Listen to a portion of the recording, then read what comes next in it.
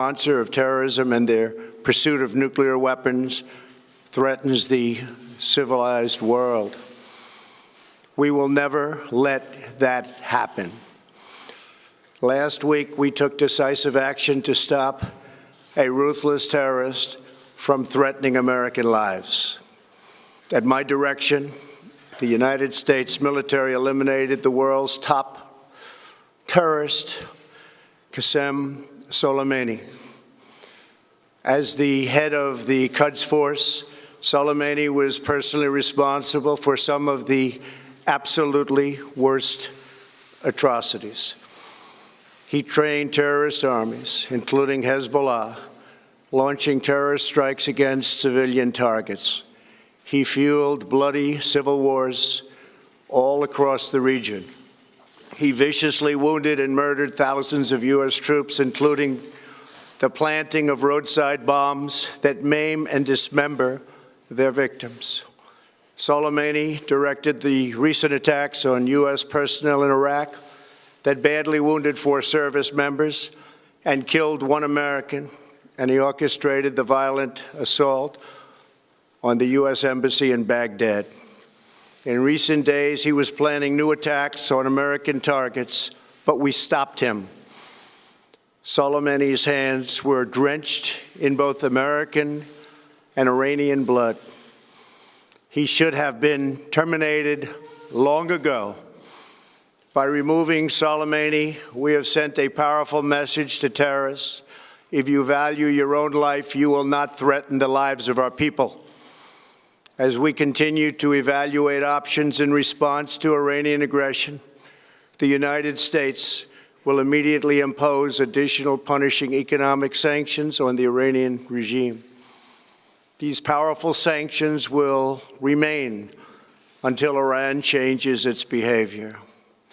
In recent months alone, Iran has seized ships in international waters, fired an unprovoked strike on Saudi Arabia, and shot down 2 U.S. drones.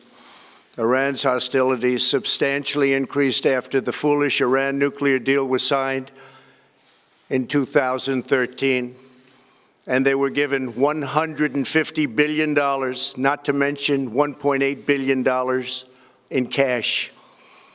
Instead of saying thank you to the United States, they chanted death to America. In fact, they chanted death to America the day the agreement was signed. Then Iran went on a terror spree, funded by the money from the deal, and created hell in Yemen, Syria, Lebanon, Afghanistan, and Iraq. The missiles fired last night at us and our allies were paid for with the funds made available by the last administration. The regime also greatly tightened the reins on their own country, even recently killing 1,500 people at the many protests that are taking place all throughout Iran. The very defective JCPOA expires shortly anyway and gives Iran a clear and quick path to nuclear breakout. Iran must abandon its nuclear ambitions and end its support for terrorism. The time has come for the United Kingdom, Germany, France, Russia, and China to recognize this reality. They must now break away from the remnants of the Iran deal, or JCPOA. And we must all work together toward making a deal with Iran that makes the world a safer and more peaceful place. We must also make a deal that allows Iran to thrive and prosper and take advantage of its enormous untapped potential. Iran can be a great country. Peace and stability cannot prevail in the Middle East as long as Iran continues to foment violence, unrest, hatred, and war. The civilized world must send a clear and unified message to the Iranian regime. Your campaign of terror, murder, mayhem will not be tolerated any longer.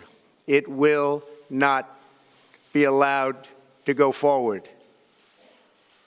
Today, I am going to ask NATO to become much more involved in the Middle East process.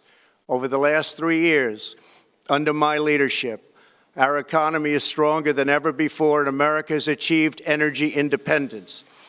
These historic accomplishments change our strategic priorities. These are accomplishments that nobody thought were possible.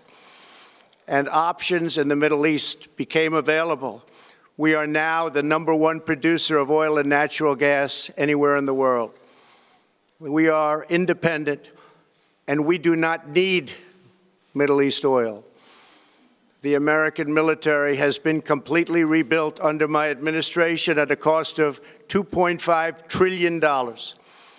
U.S. armed forces are stronger than ever before. Our missiles are big, powerful, accurate, lethal, and fast. Under construction are many hypersonic missiles. The fact that we have this